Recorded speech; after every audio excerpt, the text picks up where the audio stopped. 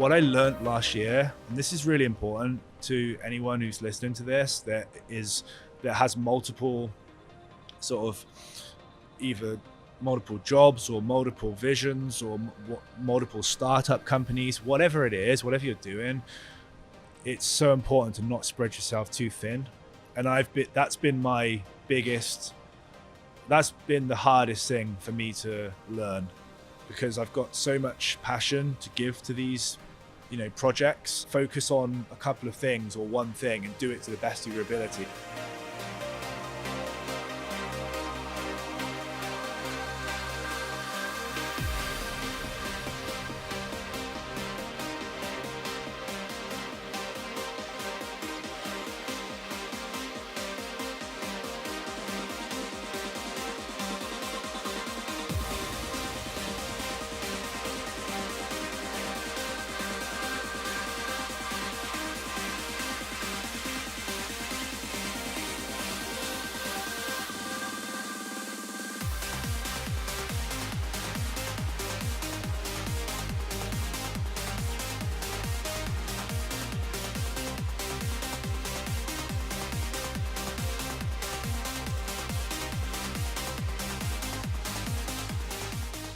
My name is Viktor Kidson, and I'm here in Sydney with Dan Willis from Neptune Project. How are you doing today?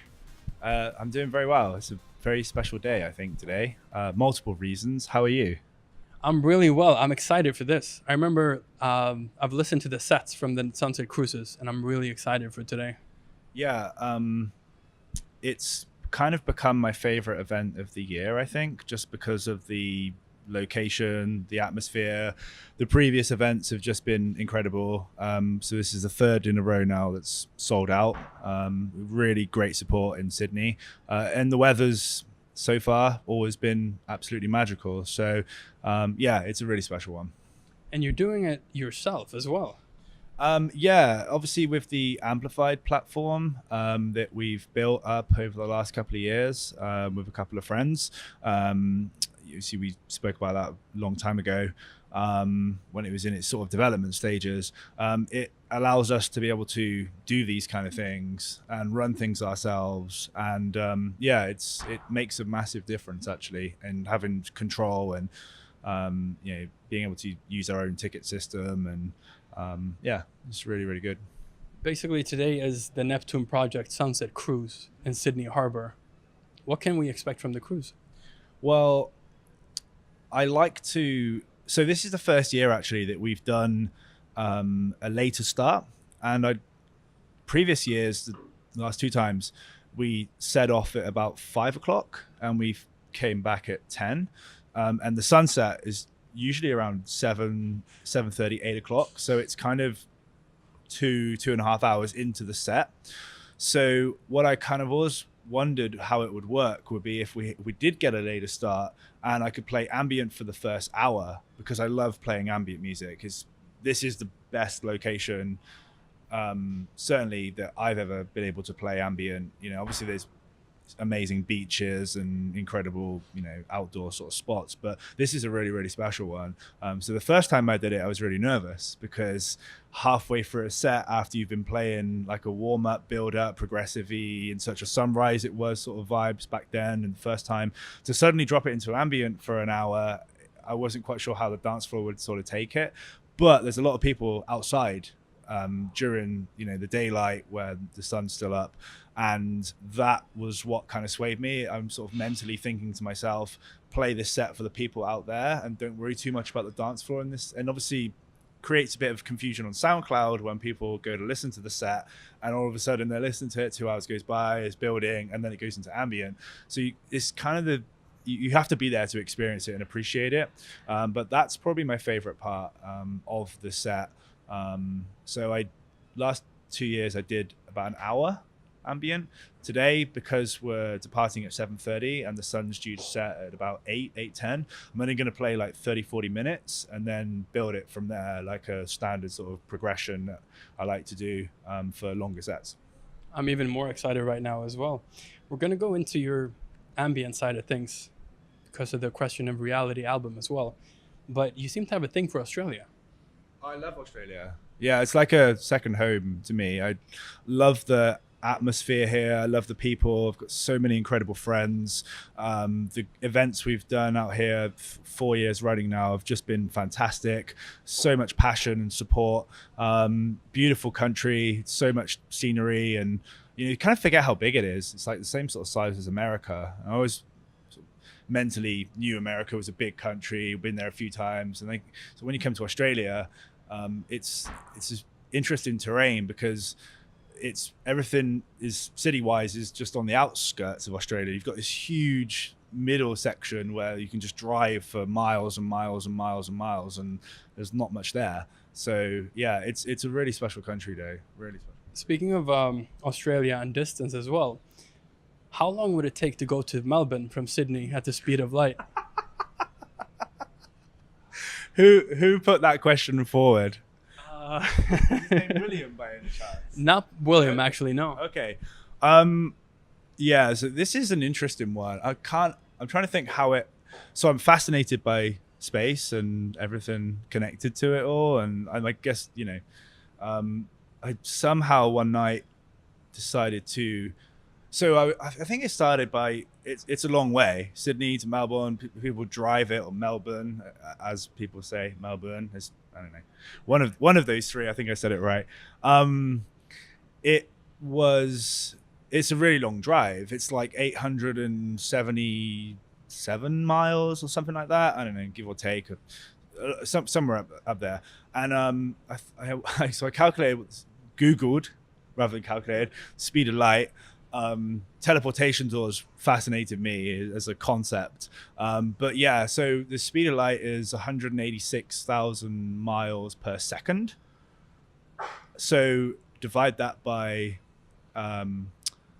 877, and it comes out to, I think it's about 106 times, 212. So divide that by 2, and that'll give you back and forth. So the speed of light will go between Sydney and Melbourne 106 times back and forth in a second, which is quite fascinating.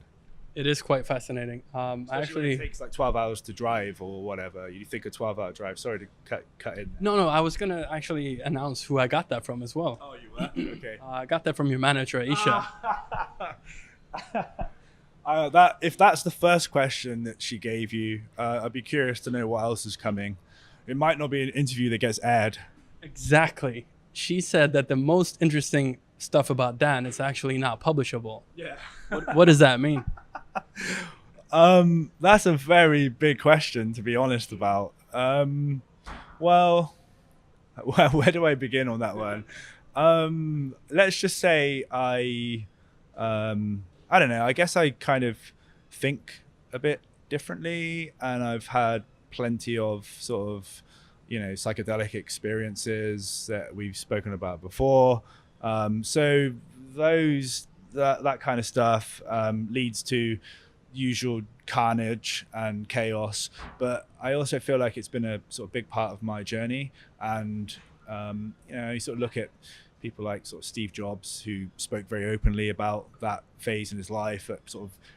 That was one major component to propelling him to going on to build Apple back in the 70s. And I've always been fascinated by that whole area and just how it impacts the mind and how we think and so on. So a lot of ideas I've had have sort of come through during those kind of experiences, and I've been able to sort of think about things and channel myself in a way over time to sort of bring some of those to reality, whether it's an album concept or whether it's platform or charity or whatever. It's definitely been a major part of my life, I'd say. If we go back to today and musically, how do you prep for an open to close set on the water like this?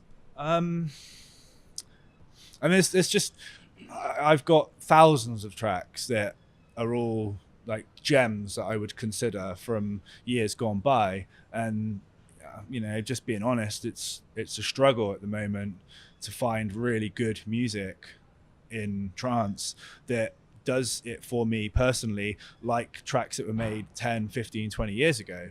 And because I'm not one of these artist DJs that feels that I need to play fresh music all the time.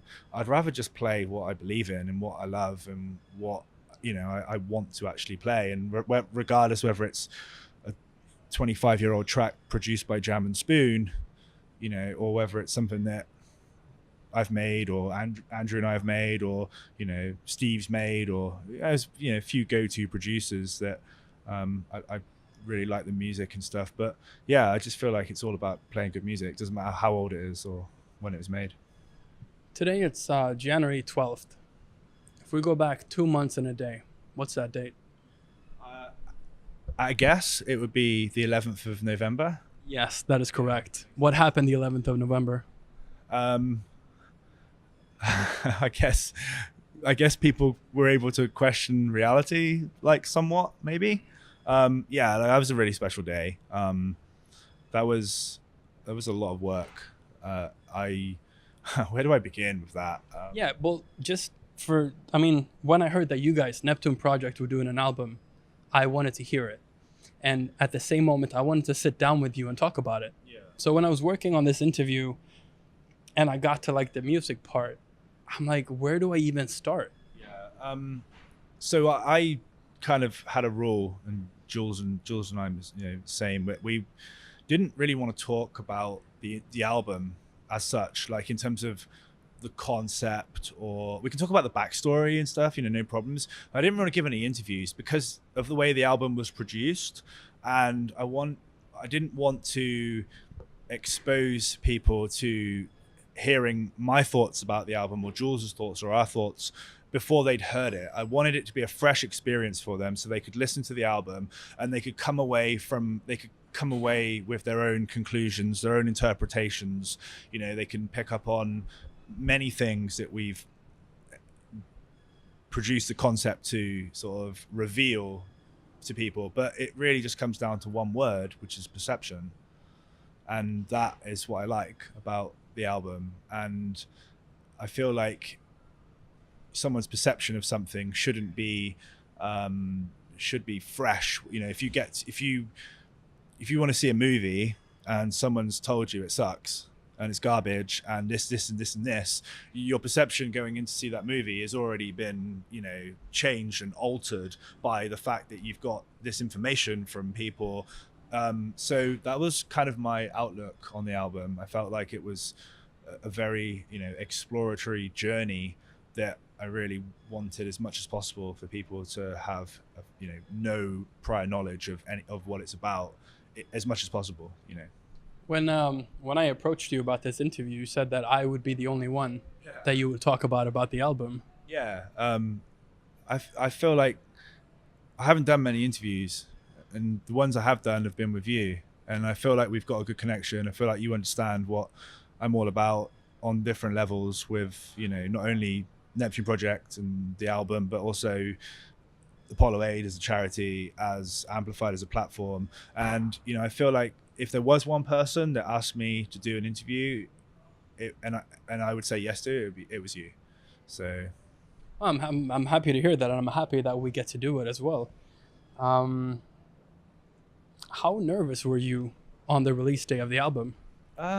Yeah, it was interesting story, actually. So as you may know, or put it on Facebook and social media, the album was mastered by Andy Jackson, who was Pink Floyd's engineer and worked with them for 30 odd years. He's basically, I think he joined them when they were working on the Wall album, and he's been with them the whole time. And I had this kind of out of the box sort of idea, brainwave. I was thinking about the master, and there was a few options I had, and I could have explored a few more.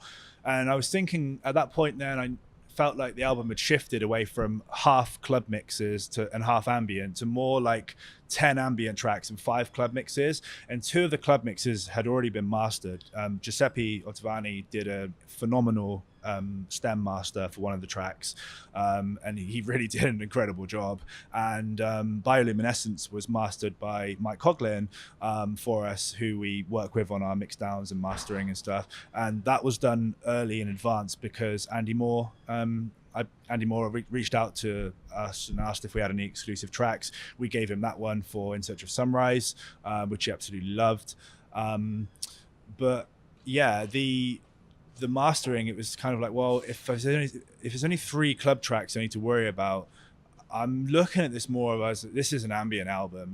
Who could I get to master these kind of soundscapes with the guitars we've used, the sort of vocals, and obviously everyone knows I'm a huge Pink Floyd fan, and literally the Pink Floyd Endless River CD is kind of, I've had it with me pretty much everywhere I've gone since I bought it, and it was just lying on my bedside table, and I saw it and I was like, oh, I wonder what happens if I wonder who's credited for the mastering of that album. So I got the album, looked inside it, and there it was, mastered by Andy Jackson.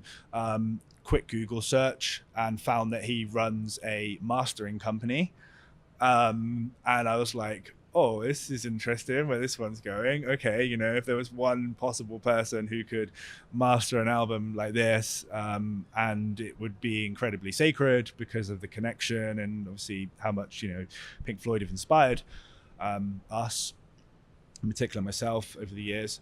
It was him, and literally we had finished the album with about a week to spare. And I was kind of back and forth on emails with him, giving him updates, saying, I think we'll give you sort of 2 weeks or 3 weeks, and anyone who's produced an album will know exactly what I'm talking about here. The file names are final version 3, final, etc. And we've got it down to like a week, and I've left the UK to go to the States, and sort of gave all the tracks over to Andy, and it was.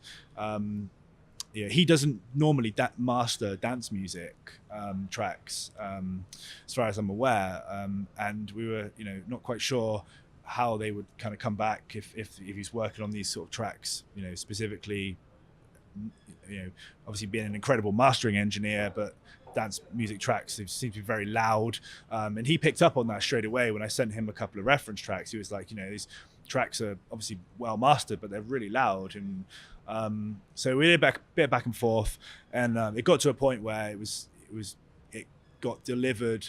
The album got delivered back, mastered on the Friday. I was on a plane, going from where was I going from? I was going from like Atlanta, I think, or somewhere like that, to Los Angeles for a album launch event, and the album like came through from him as I'm getting on a plane. I can't download the album. I can't listen to it because I've got no Wi-Fi or anything. The time difference is, so if there was any changes or any tweaks, the time difference was against me. So by the time I landed, he would have been in bed. At this point, we're going into Saturday, and he doesn't work weekends, or, we can't expect him to work weekends. So the album's going out on Sunday. So it's like absolute stress city. Luckily, Mike Coughlin was in Berlin, so on sort of more of the time zone. So I coordinated back and forth with Mike, saying, look, I'm going to hand this over to you, Mike. If everything's good to go, you just tell me that the album's fine. And I trust Mike, 100%. He's Mike's Grammy nominated, genius producer, genius engineer. So I put the whole thing in his hands and said, look, if you give me the green light, we're good.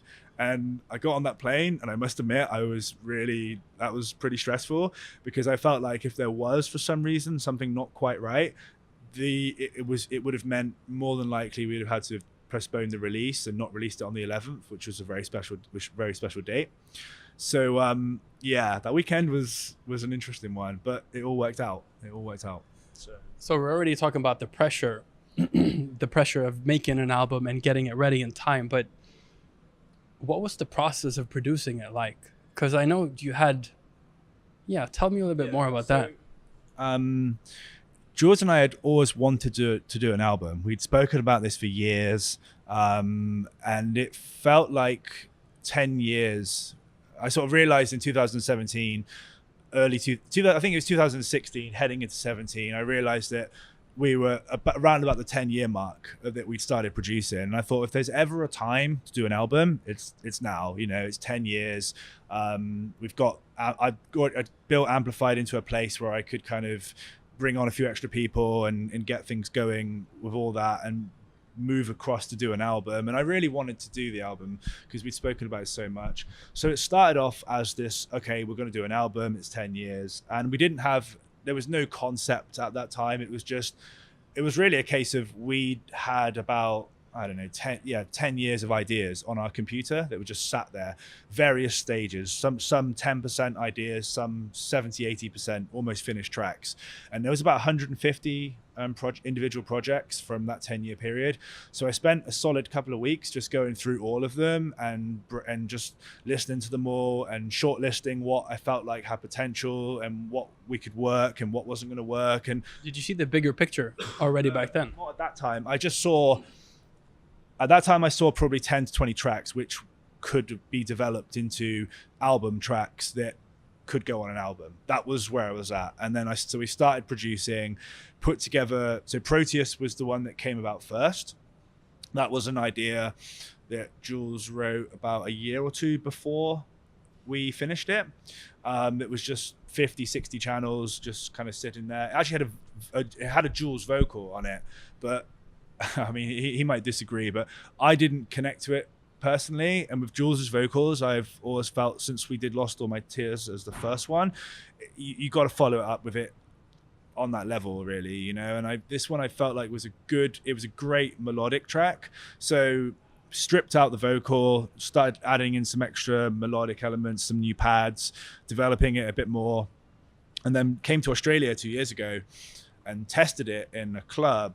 And the place went off. I just didn't expect. It wasn't even finished at that point. I still felt like it had more to go, but the place went absolutely crazy. And Aisha, our manager, said to us, "Whatever that track was that you played, and with the piano and so on," because I didn't tell her about it either. I like with some of the Neptune Project tracks, I like not saying anything to anyone and then just playing it in a set and then seeing how the reaction is, especially from my friends as well, and not knowing that it's a new one of ours, because then you get the genuine reaction from them. I think if you send someone, not to go off on a tangent here, but if you send something to people first for their opinion without hearing it in a proper club setting in a good atmosphere, I feel like it's not. You're gonna get an honest response if you don't tell them this is your track and then you play it in a set, and if it really goes off and they come up to you afterwards and say, oh, what was that track you played before this one or after that one, and that's the kind of feedback you want, because at that point they don't even know it's one of yours, so if you've got something big on your hands if that scenario happens. And that was with Proteus, so felt like I had a good track there, but I remember saying to Aisha, she still thinks, in her opinion, Proteus is the best track on the album, but I always felt like Proteus was going to be one of the sort of I don't know what the right word to use is, but like more one of the weaker tracks. If maybe it was just my mentality that I felt like we could do better than that track, so I always felt like that was going to be a track on the album, but we had a lot more to give, and we started putting together a few more tracks. We revived Lifting Me Up, which was a track that we wrote after Aztec in 2009, working with Greg at the time. And actually, we kind of finished it back then and sent it off to Armin and Ali and Fila. And Ali and Fila, obviously, who signed Aztec, at that time, they absolutely loved the track. They wanted to put it out on FSOE. I think Jules and Greg were fine with it, but something was bothering me bad. I didn't feel like it was finished. And then one thing led to another, and then 10 years went by and it was just sat on the computer. And I thought, okay, well, we always spoke about reviving it. We got that one going, and that one started sounding really good, and we were kind of happy with it. But it wasn't until like October. So it was almost 9 months into. This is stuff what happens. There's always carnage, and you remember Will Atkinson's interview in London with the. I'm going to interview you on that one. What happened? Wasn't it like a fight broke out or something? Some guy just. There was stuff. Yeah, there was stuff happening. The interview, and yeah. Anyway, we digress, but. Yeah, it wasn't until October when I was working on one of the collabs with Luke, actually Arenda, the final track on the album. We were both, it was a very strange day. We were both like a bit sort of down in the dumps about certain things. And it was just, both of us were just going through a few sort of personal struggles. And we said to each other, should we just get in the studio and see what happens? And we sort of had 3 or 4 hours just experimenting, and all of a sudden we played the track back from start to finish 4 hours later, and we were like, wow, what have we done here, you know? And again, coming to your question about process, over the years, I make a lot of notes, and various settings. I could be in the cinema, I could hear I could hear something in the film. It's a profound speech, or it's like chord progression, or some kind of melody or something. And I just write notes, and I've just been writing notes on my phone for years and years and years.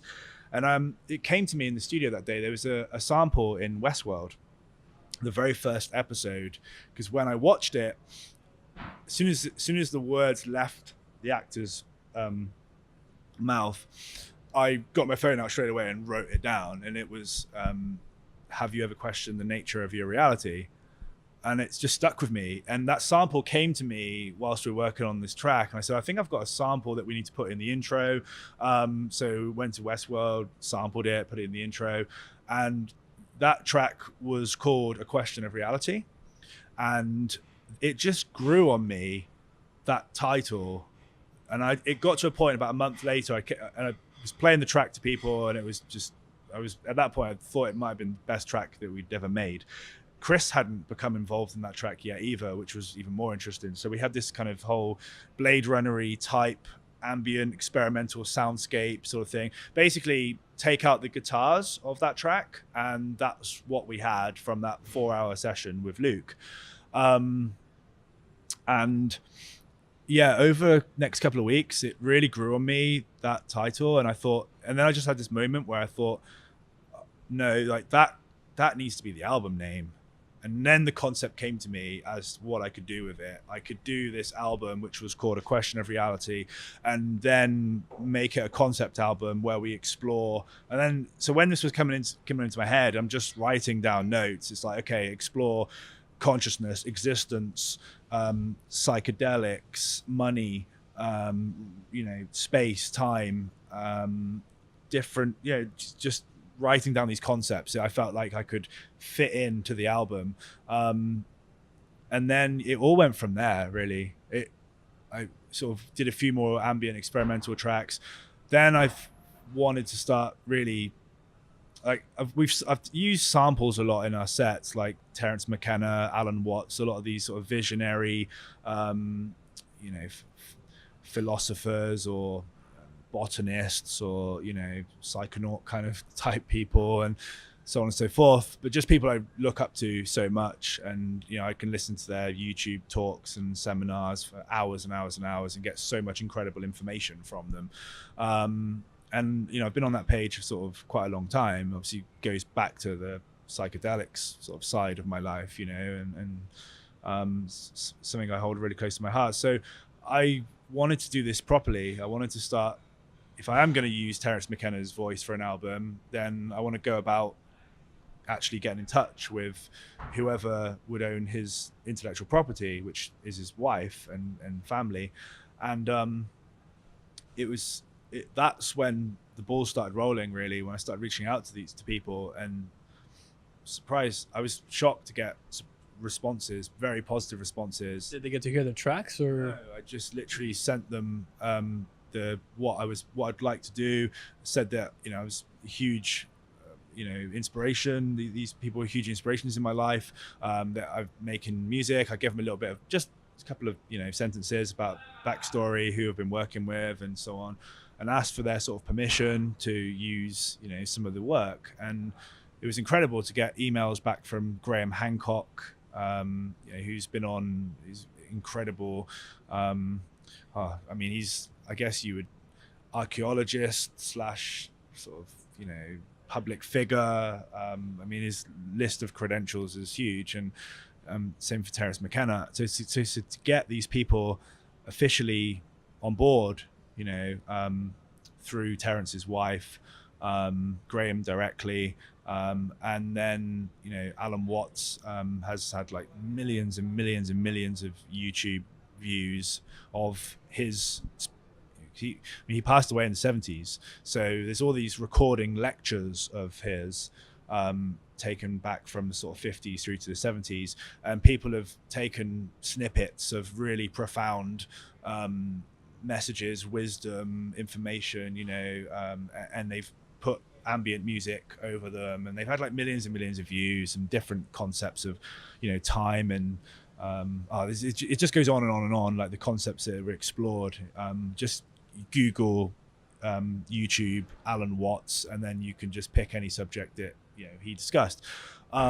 So with Alan Watts, I got in touch with his son Mark, and I sort of pitched the track to him, and just all came back really positive. There's one on the album that is a really interesting one, actually. And I've got hopefully it's an ace up my sleeve with regards to this situation. I don't want to say too much, but or should I say, or now you want to know, right? Yeah, now I definitely want to know. So when's this interview going to be published? We can discuss that as well. Okay. Well, Elon Musk, I admire a lot. I think that guy is properly doing things for the planet. Visionary. Just someone who is, like I said, really, I think someone who's in an incredible position of wealth and status, but you can tell that he really cares about advancing the human race with regards to technology, with regards to our future. And I've always been very inspired by him as an entrepreneur. And at the time we were brainstorming more kind of samples, his podcast with Joe Rogan came about, and I listened to it, and I was making notes of certain bits. But when he delivered that speech about there's two futures, and one future is we're out there amongst the stars, out there on the stars, we're a multi-planet species, and the scope and scale of consciousness has expanded across, many civilizations. This is a great future. This is a wonderful thing, and this is what we should strive for. It hit me so hard that I wanted to use that speech in the album because it was just so perfect. It was, Neptune Project. It was, that for me was such a powerful statement about the future of us, because when you think about it logically, there are two futures. Either we get wiped out on this planet as a species, or we're able to get off the planet, and the interstellar concept is obviously is going to happen. When that happens, who knows, because technology and so on and so forth. But it resonated so much, and I thought to myself, look, we've got 2 months before the deadline. I contacted one of the biggest sample clearance, because sample clearance is a sort of minefield. It's a really a lot of artists just don't bother with sample clearance. They just go ahead and they will use the sample, and they'll be like, it's a 0.1% chance that I'm going to get caught, or something's going to go wrong. The money in trance music is so minuscule. It's not worth Sony or Warner Brothers paying thousands of dollars on a legal attorney to come after a track that's probably made 300 quid or 500 quid or something. Now, if it's Kanye West that sampled something from Hollywood, well, he's got a team of people that deal with all that kind of stuff when you're at that level, because if he's with Warner, they talk to Sony and they just make it all happen. So I feel like sampling, it's a fascinating area. I'm absolutely fascinated by sampling. And with Elon, it was with Mr. Musk, Elon Musk. I'm calling him by his first name, but I got the vibe from that interview that, well, first of all, trying to get hold of him, trying to write to him, asking for clearance, you could be waiting for the rest of your life and never get an answer back. And also, it's one of those things where I had to make a decision. I found a spot in the album. It was just so perfect.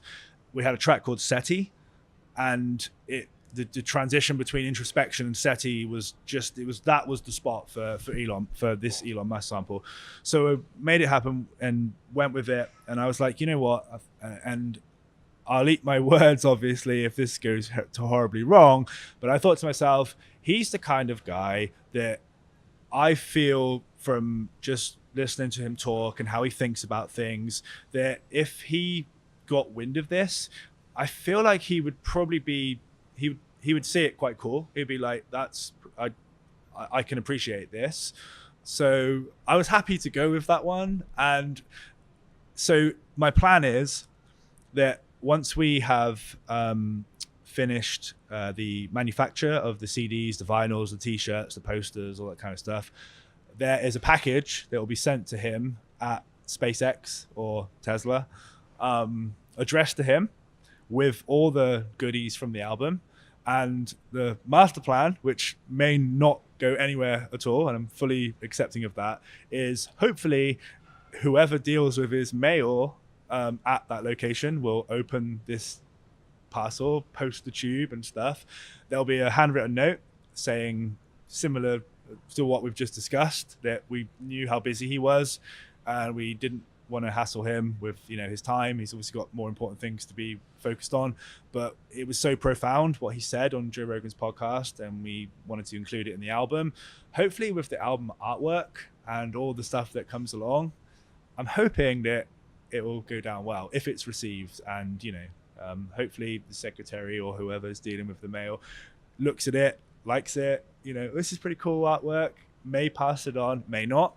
Ultimately, the goal of that is really our gratitude going over to him with this situation, and saying that what you said on that show meant many things, but that one in particular was so profound that we just wanted to pay our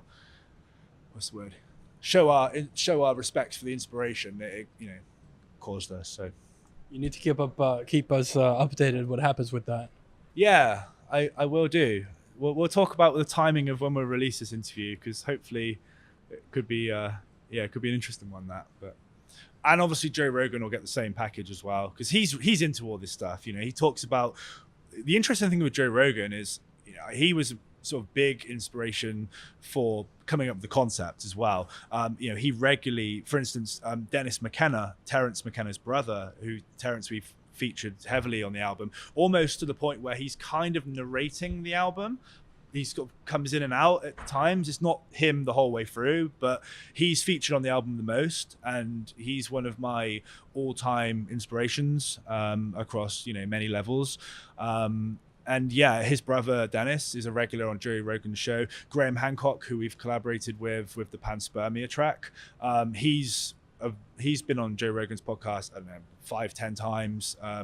So what's interesting is that we've got these names involved in the album. So I feel like with Joe Rogan, when we send that thank you package to him, etc., if there is someone who's working with him and picks up that package and they see that we've collaborated with these people, and I feel like the artwork's the strong asset. Anyone who's thinking about that kind of stuff or talking about that kind of stuff, I think that artwork's strong. I think it'll be like, oh, what's this about? I want to know more. And that's the I remember showing it to Lange at Lumi, and huge, Lange Stew has been a big inspiration for myself. I use that word a lot, actually, haven't I? Inspiration. There's a lot of people out there that I look up to in different ways. But I remember showing him the artwork, and I was like, what do you think of that? And he was like, what is that? And I said, oh, it's the concept for the album artwork. And he just said, I want to know more. And that was a perfect that was just the perfect response, that I want to know more, tell me more about it. Where did this come from? What is this? And that I felt was the special part about the album from a visual standpoint. But you probably may want to go into that, I guess.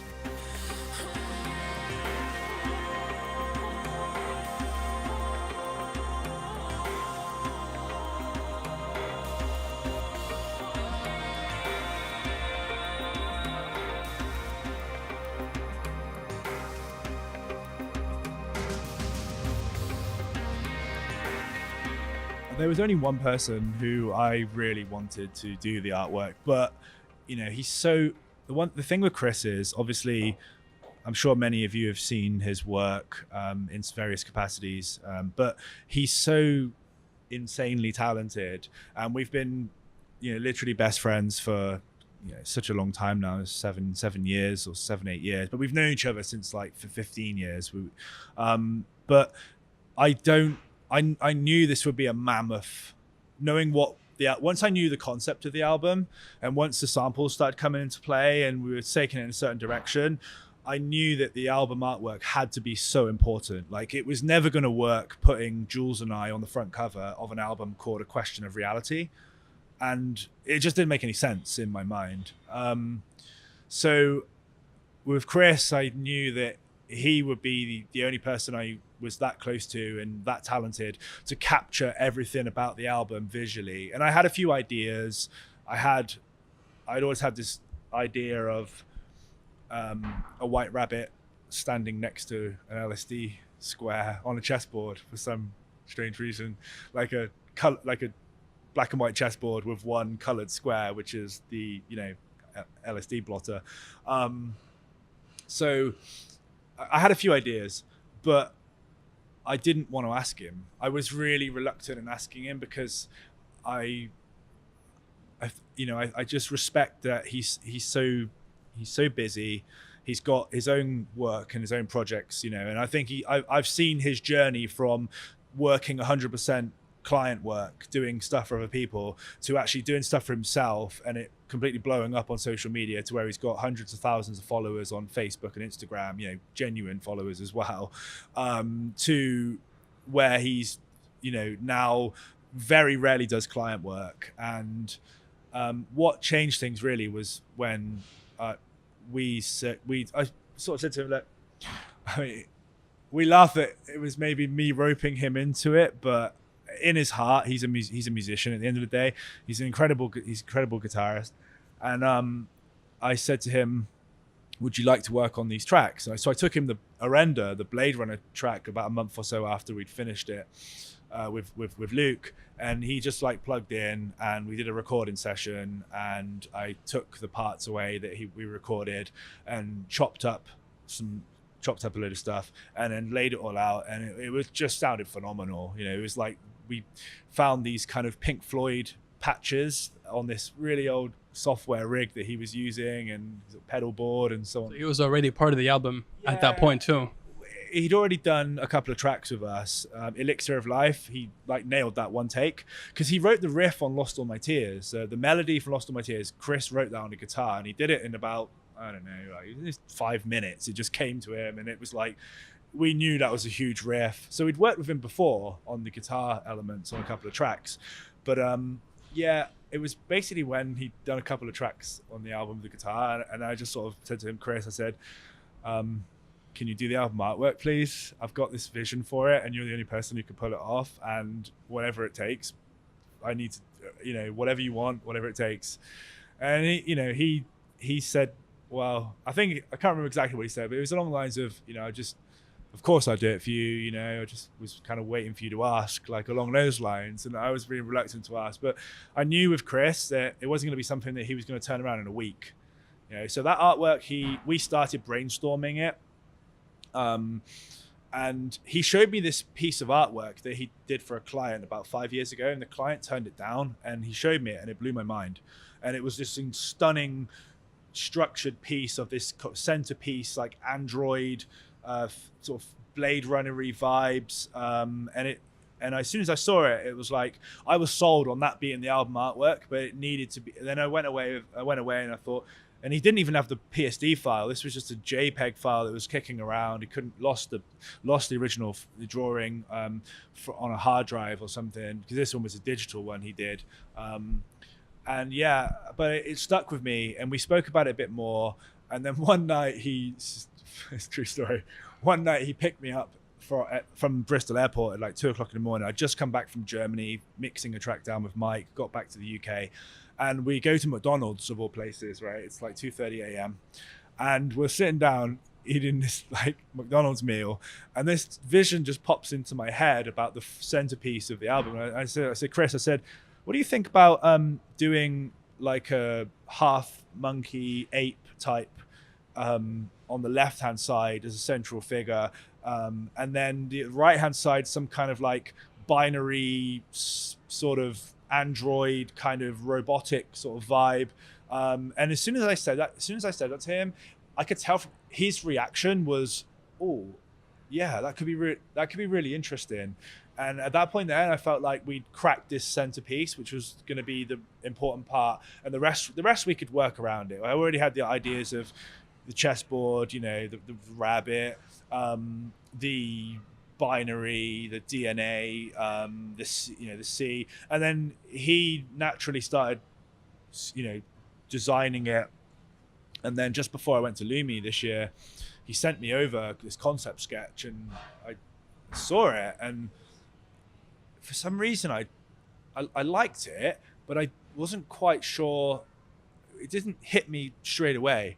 And then it was only when Steve Hellstrip, Thrill Seekers, and I were having a relaxing day on the beach at Lumi on the Saturday. We didn't really go into Lumi. We just chilled on the beach for the day, sort of thing. Had a really cool time. And I showed him the artwork, and he said to me, he said, "Mate," he said, "that's not artwork." He said, "That's iconic." And at that point, when he said that word, I just knew then that was the artwork, you know, and trust Chris, trust his vision. I think it was something was bothering me about, I think it was like the robotic vibe of the face. It was a few things I wasn't quite sure about.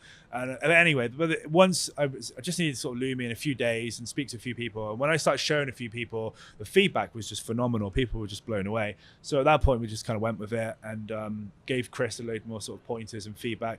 He spent probably a year on that artwork, back and forth, enhancing it.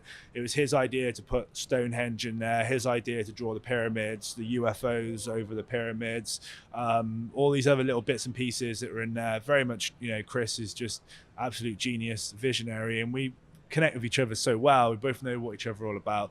So yeah, that was how the artwork came about, I guess. And I'm really, really proud of that album. I couldn't think of a better artwork to encapture that album personally.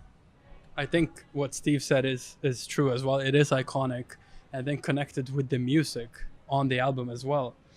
But yeah, what was the process? If we look at the whole process, you told me before this interview that you went into 2 burnouts making it. At least. Yeah, I didn't expect that, because I'm very busy, very energetic. I've always got something going on, you know, obviously. But I think last year, that album, I pushed myself to the edge of borderline insanity to produce.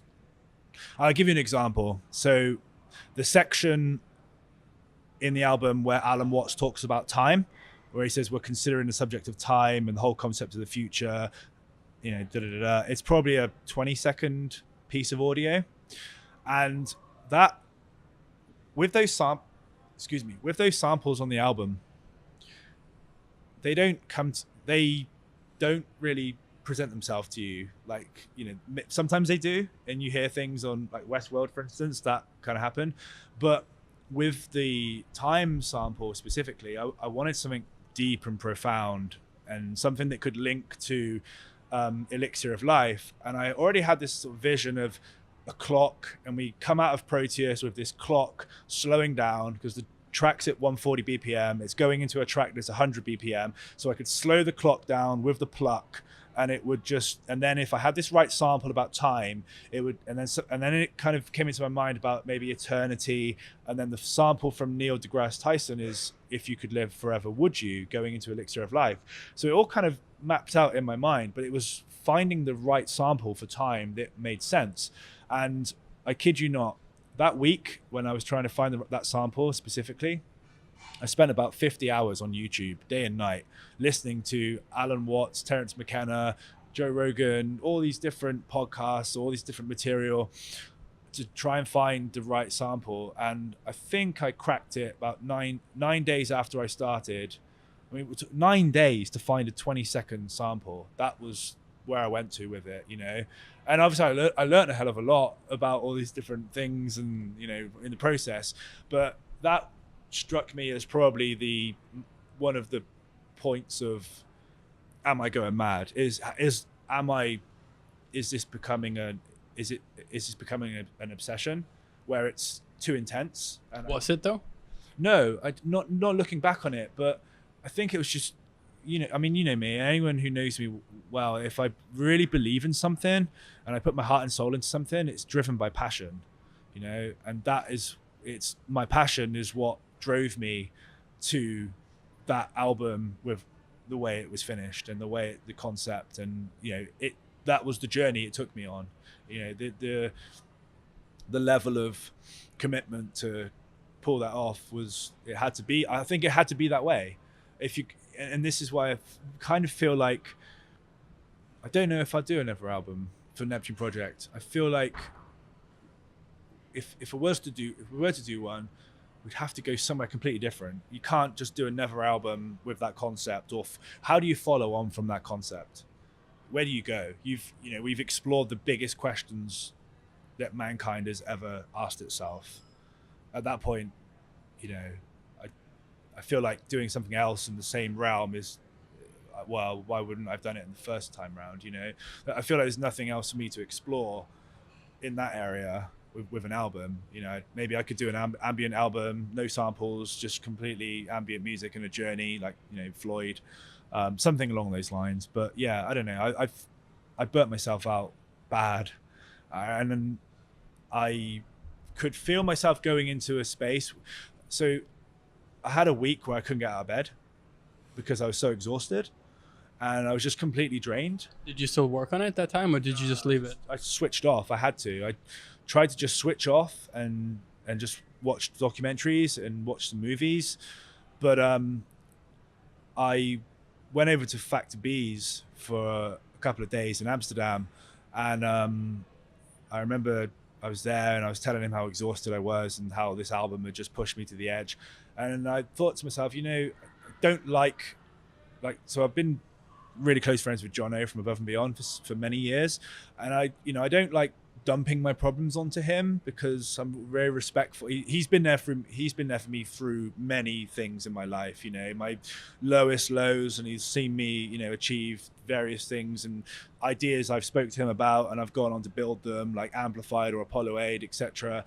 But yeah, I'm very respectful of our relationship, but I knew this specific, what I was going through with Burnout, or close to Burnout, he'd been through it before a couple of times. And I felt like if there was one person I could pick up, I could just call and say, hey, this is where I'm at, this is how I'm feeling, I'm reaching out for a bit of help here, can you help me? He was the person, and I made that call, and I deliberated calling him for a couple of weeks because I just didn't want to, you know, be too full on. And he was at that time doing an album himself, obviously with the latest A&B album.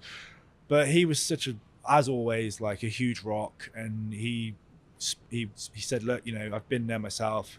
How are you feeling? How are you thinking? He asked me a few questions. I gave him my answers, completely honest. And he felt like I was obviously worn out, but he felt like I'd made that call, and I'd probably stopped myself going to total burnout and making it worse. And that made me feel a bit better, you know. And I thought, just take a few more days off, a week off, come back to the album. And that made a big difference, really. Just hearing that from someone, just hearing that I was okay, and I'd probably stopped it before it was going to get worse, you know. How did you get back to being inspired and pushing forward again? I think, I'm just trying to think, like, that was because there was so much going on at that time and so many things needed to be addressed and sorted out. But I think it was just a case of, once I felt like the batteries had been recharged for a couple of days, it was a case of just cracking on again. You know, got a deadline, wanted to get that album out for 11th of November. It was a, you know, special day. It was linked into the album, and it was just a case of just going for it. You know, just neat, whatever it took, you know, once I felt I was recharged again. So yeah, that was pretty much like the process. Tell me about the last vocal section of the album, how that came about. And it's your voice as well, right? Is it? I believe it is. I heard it straight away, but I'm not sure. Wow. Yeah, I mean, I guess I can, you've put me on the spot there. I didn't want to admit that, but if you're like, it's you, I heard it straight away. I'm like, wow, I mean, okay, yeah. So I could still be wrong though.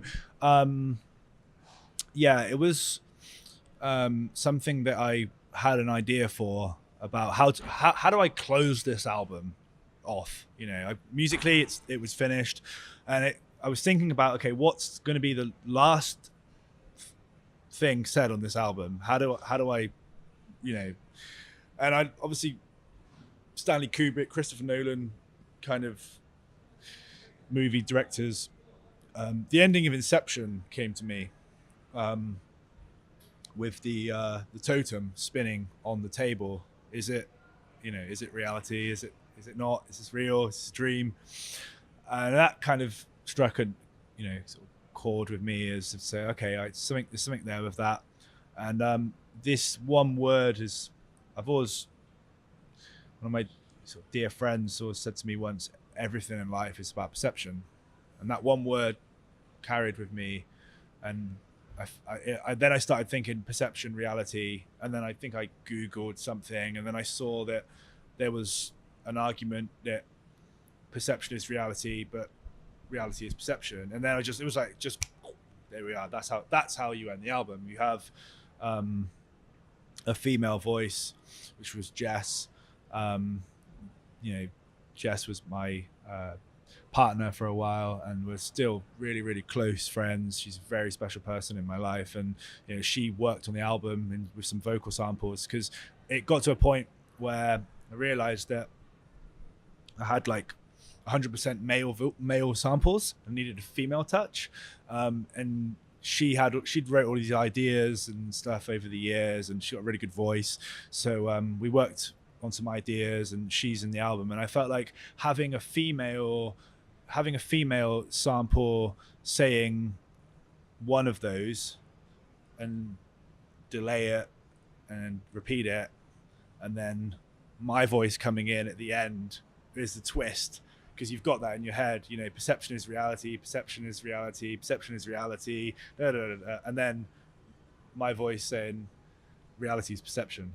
And then it's at that point, then it's like, well, it's the ultimate way to end an album, I think, of that concept, because it gives you an answer, but it leaves it completely, up to you to decide what you want to make of it, really. So that's kind of how that came about.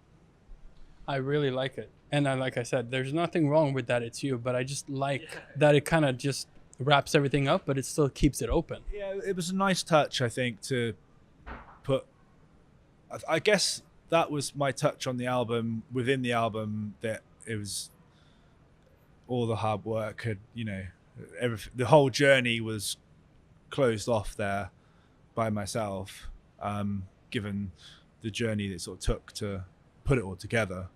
It felt a bit sort of fitting, and it worked, I think.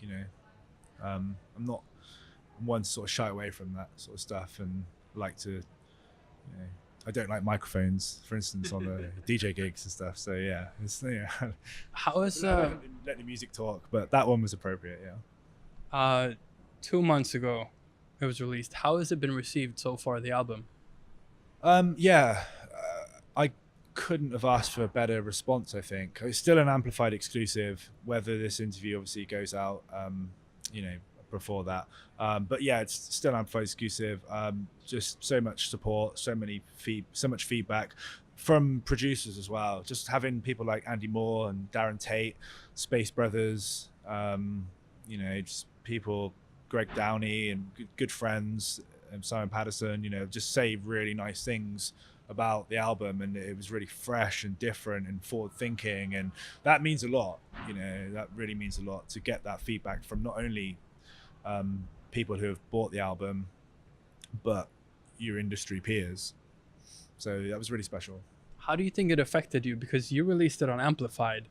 You didn't have a label behind you telling you anything, really. Yeah. What do you think that creative freedom gave you? It's actually worked out massively in our favor, because self-distributing an album is not an easy task. And especially if you've got a small team of people, and you're, on a very sort of low budget. So putting the album out on Amplified allowed me to give myself a bit of breathing space, because I was still overcoming the burnout. The burnout hit me like 3-4 weeks before the release date. So the album was nowhere near finished at that point. It was probably like 85-90%, but there's what sounds like 90%, that extra 10% is like weeks and weeks and weeks of work to get it across the line. And I think I think even Above and Beyond will be the first ones to admit that they, Jono said to me many times, I think there's only 3 or 4 tracks in his mind that he wouldn't touch. I mean, you think they've wrote hundreds of tracks. So with an album, you've got to get it to a point where you can let go. Otherwise you'll spend your rest of your life tweaking and tweaking and tweaking, you know? The whole Amplified thing, it was great because it allows us control to work with our, you know, fan supporters who have bought into the album, and we can be open with them and say, look guys, you know, this is the timeline for this, you know, this is going to happen there, and they're just huge support, and we couldn't have done the album without them, because, you know, the initial support from them generated, you know, sort of 5 figures of revenue to allow us to go into the studio and take some time off and develop ideas, and, you know, take time off gigs, because gigs is where most artists are making their money, in sort of, certainly in trance music. Probably most people are, my numbers might be wrong, but I'd say a strong 90% plus of revenue is coming from gigs. So with Amplified, we actually tapped into something where it was actually 50-50. You know, we were doing a busy tour schedule, but also we had a massive support from people on Amplified that brought in revenue that for once it was actually, you know, an equal split, rather than 5% of our revenue coming in from royalties or next to nothing. We actually had a huge support from the fans, and, you know, some significant revenue compared to what we were used to, you know. So that made a big difference. What are you working on right now? Like, now the album's kind of sort of done and dusted as production. I've got to take care of the physical items, the CDs, the t-shirts, the vinyls, the posters, shipments to, you know, Elon Musk and Joe Rogan and all the fans and so on. Obviously, the supporters get the packages first, but you know, obviously I'm working on Amplified and trying to find the right time to relaunch Apollo 8. But what I learned last year, and this is really important to anyone who's listening to this, that has multiple sort of either multiple jobs or multiple visions or multiple startup companies, whatever it is, whatever you're doing, it's so important to not spread yourself too thin. And that's been the hardest thing for me to learn, because I've got so much passion to give to these, you know, projects. And I learned with the Burnout and just doing, again, Jono said to me as well, one of the biggest mistakes that he'd ever made, or Above and Beyond had sort of made over the years, was trying to do too much. You know, focus on a couple of things or one thing and do it to the best of your ability, you know.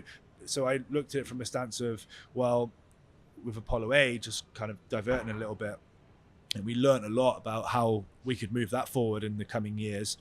But I felt it was going to be better if I could build Amplify to a platform where, if we can grow that platform, which is, you know, generating revenue, you know, if we can scale that into a multi-million platform, then Apollo 8 is going to be so much easier, because I've got something that's generating revenue that I can channel towards Apollo 8, you know, rather than having Apollo 8 as a startup at the same time that Amplified's a startup, at the same time Neptune Project's just doing this huge, you know, album sort of schedule period.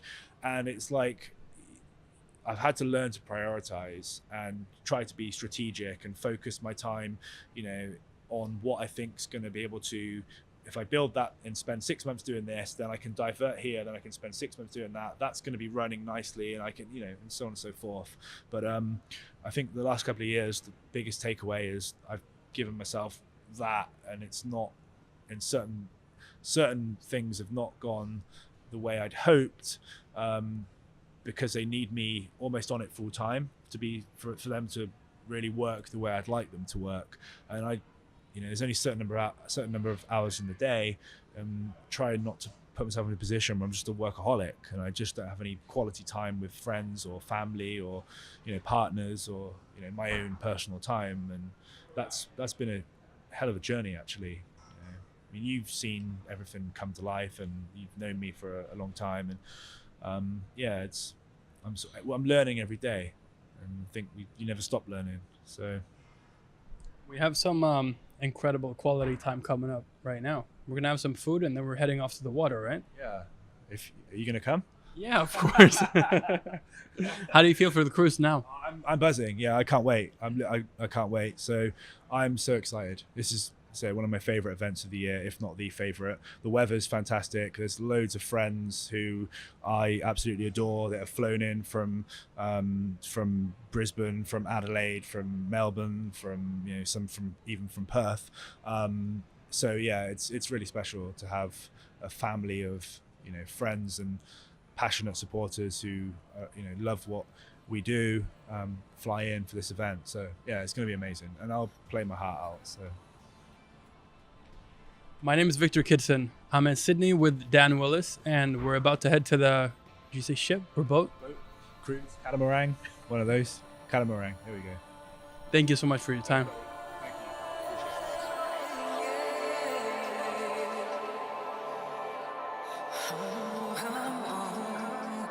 Perception is reality.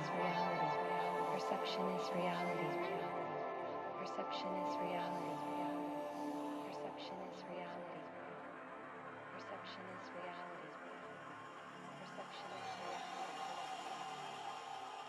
Reality is perception.